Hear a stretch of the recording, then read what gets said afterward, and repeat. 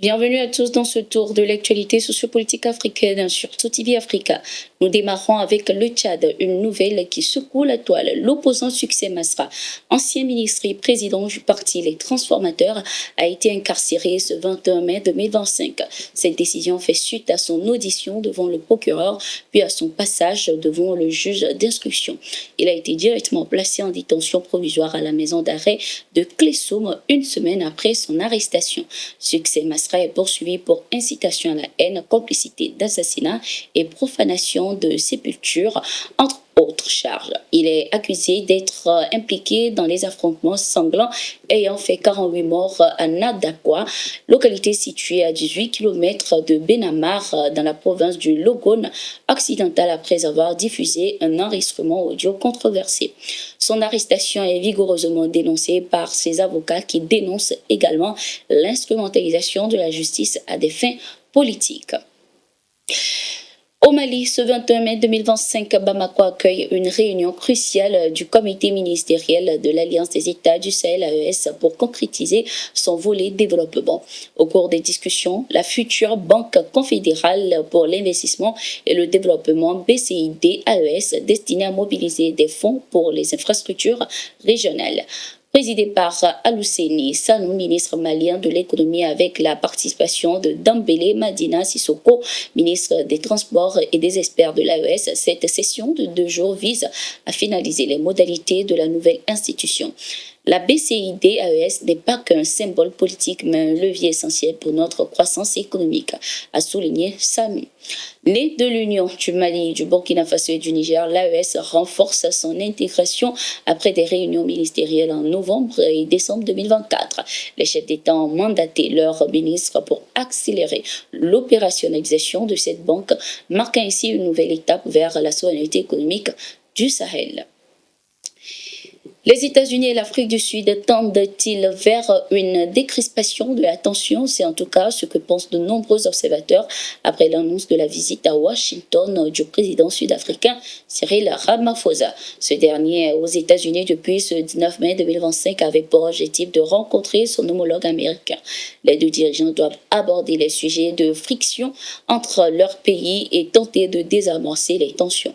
Les deux nations sont à couteau tiré, rappelons-le, depuis que Washington a accusé le gouvernement de Cyril Ramaphosa de persécution envers les Afrikaners, la population blanche d'Afrique du Sud. Les discussions porteront également sur les tarifs douaniers imposés sous l'administration Trump. Nous voulons quitter les États-Unis avec un excellent accord commercial, des investissements et des opportunités de promotion. Nous investissons chez eux et ils investissent chez nous. Notre objectif est de renforcer ces relations et de consolider les liens entre nos deux pays, a déclaré le président sud-africain Cyril Ramaphosa. Les tensions géopolitiques et autres tensions internationales figurent également à l'ordre du jour durant ce séjour de Cyril Ramaphosa aux États-Unis.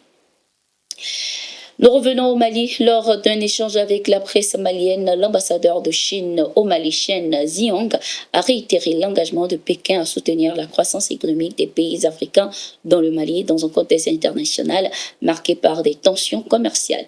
Il a fustigé notamment les politiques protectionnistes des États-Unis qu'il accuse de fragiliser l'économie mondiale, particulièrement celle des pays du Sud.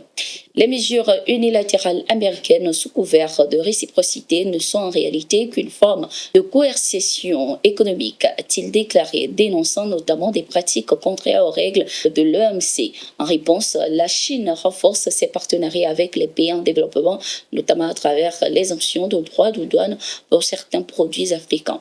Une stratégie payante. Les échanges sino-maliens ont bondi, rappelons-le, de 15%, franchissant ainsi pour la première fois le cap du milliard de dollars. Sur le plan sécuritaire, l'ambassadeur a exprimé sa confiance dans les autorités maliennes pour protéger les investissements chinois malgré les défis persistants. Plusieurs projets issus du FOCAC 2023 devraient d'ailleurs se concrétiser prochainement, confirmant la dynamique de coopération entre les deux nations. Toujours dans le cadre de la diplomatie, l'ambassadeur de Suisse au Burkina Faso, Dominique Favré, a été reçu ce 19 mai 2025 par le ministre Karamoko Jean-Marie Traoré, ministre des Affaires étrangères du Burkina Faso, pour présenter un nouveau programme de coopération. axé sur l'emploi des jeunes, l'accès aux services essentiels et la protection des populations vulnérables. Ce projet s'inscrit dans la continuité d'un partenariat vieux de 50 ans. Le diplomate a ainsi souligné l'engagement de la Suisse en faveur du développement burkinabé, proposant des consultations régulières pour renforcer ce dialogue bilatéral. Le ministre a salué une initiative alignée sur les priorités nationales, promettant une étude approfondie avant validation. Cette rencontre illustre ainsi la vitalité des relations entre les deux pays, marquées par des collaborations durables dans l'éducation, la gouvernance et le développement économique. Un partenariat qui, au-delà des chiffres, se construit sur des valeurs partagées et une vision commune de l'avenir. La Suisse réaffirme ainsi son rôle de partenaire stratégique, tandis que le Burkina Faso y voit une opportunité de concrétiser ses ambitions socio-économiques. C'était tout pour cette édition de Gatingo. Merci d'être resté avec nous. Nous sommes en continu sur nos différentes plateformes.